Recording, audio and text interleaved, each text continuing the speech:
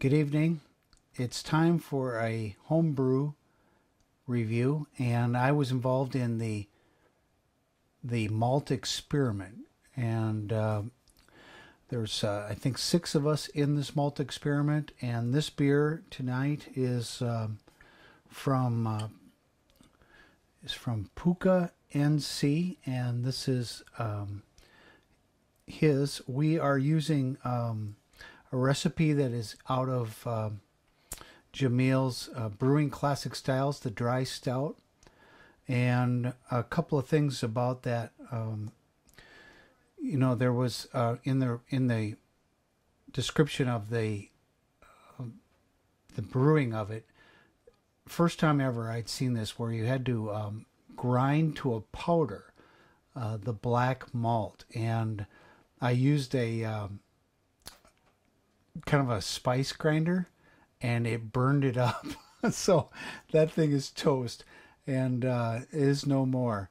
And I've tasted mine, and it was initially it was a lot more sort of a bitterness to it. It's mellowed out considerably now, since I've had a few recently and had one last night. But I didn't mind that bitterness. It was good. But now it's really mellowed out, and I think it's given me a greater appreciation for stouts in general. I've just started to really appreciate them more in this process. So this beer here uses the Great Western two-row, and Pooka said in his video as he was reviewing this that this is the same malt that Sierra Nevada uses. So there is that Sierra Nevada taste. I've taken this out of the refrigerator a little while ago, but I want to kind of give it a chance to warm up a little bit. It was brewed on the 2nd of November 2015. It has a original gravity of 1.043, and the finished out at 1.010. And I think that's where mine finished out too. I'm gonna have to check. We all used, of course, the same recipe. East Kent Golding was the hops, and he used Irish Ale 1084. So this is Cerveza de Malta Seca. He didn't really describe why the name was that. Great Western two-row. I have no idea what de Malta Seca is. You'll have to ask Pooka. But well, let's open this up. Little hiss there. Pooka said that these were not to be, overly carbonated. Smells good. I rinsed this glass out, and I did have a little warm-up taster just to get me going here. Let's see if I can get this in the glass. I'm going to pour it a little aggressively, because you don't really need to worry, because it's not going to be overly carbonated anyway. So we can pour a nice... And these are bottle conditioned, so I'll leave a little bit in the glass.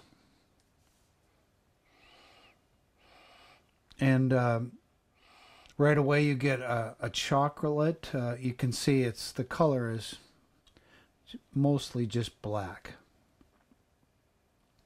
And I'm not seeing through it. The head is, I guess I would describe it as khaki, light khaki, and it looks like a creamy head.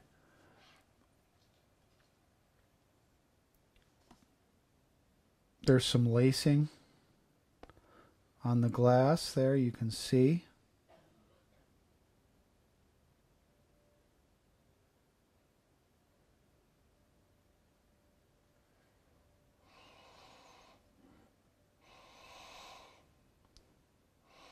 Yeah, it smells, mostly malty and chocolatey. That's what I'm getting on the nose. I'm not getting much of a hop aroma.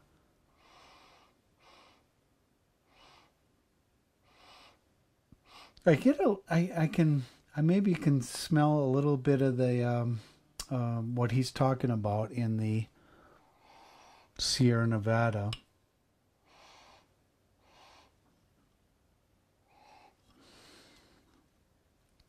Again, it's mostly just kind of that roasty, chocolatey aroma that I'm getting on the nose. Let's give it a taste. I've been looking forward to this. I was a little under the weather and wasn't able to uh, to drink many beers, so this is a real treat.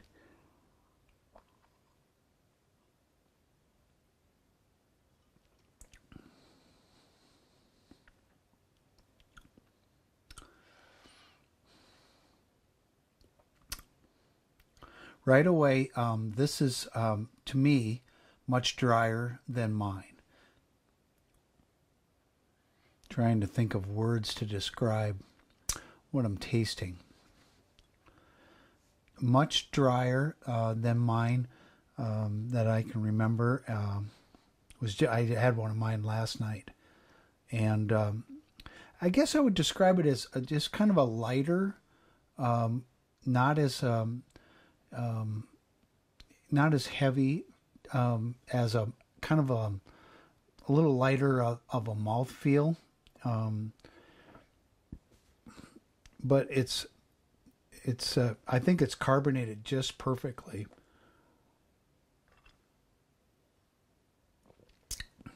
It's so dry that it sort of it dissipates on your tongue so quickly that you want to like dive in again and have another taste.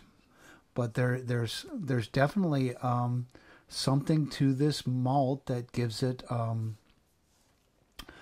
of a lighter, a refreshing, a drier, maybe even slightly citrusy kind of flavor that I'm getting from this one that I didn't get on mine. I think, like Brad said, this would be a great malt an IPA, but I think it works. It's working here very well. This is really a good beer. It's well brewed. There's nothing that is off or unpleasant about it. It's very good.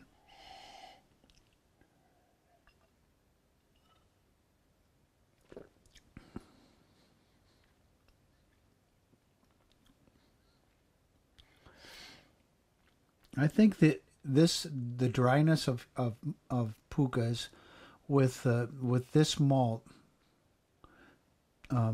maybe the the hops shine through a little more than I don't really get much hop aroma on mine. So, well, none of these have much hop aroma, but I don't get a lot of hop bitterness. Whereas I think I might have a little more hop bitterness present in this one than I did on mine.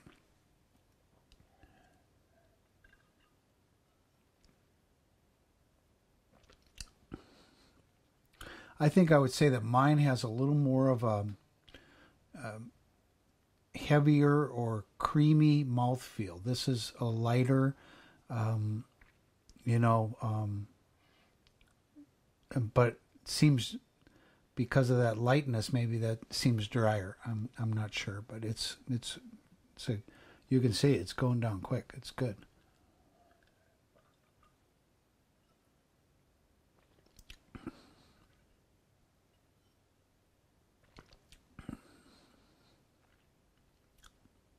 Well, Puka, I think you did a fine job.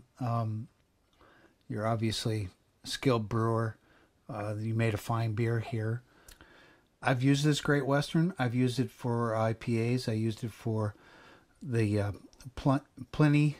Pliny. I've been recently told that I've been pronouncing it wrong. It's Pliny, not Pliny. Pliny the Elder, and I used it for the Supercharger. So, and it works great. It does work great in IPAs, and I do like those citrusy, floral, those kind of IPAs is kind of the ones I like better than the more piney, dank ones.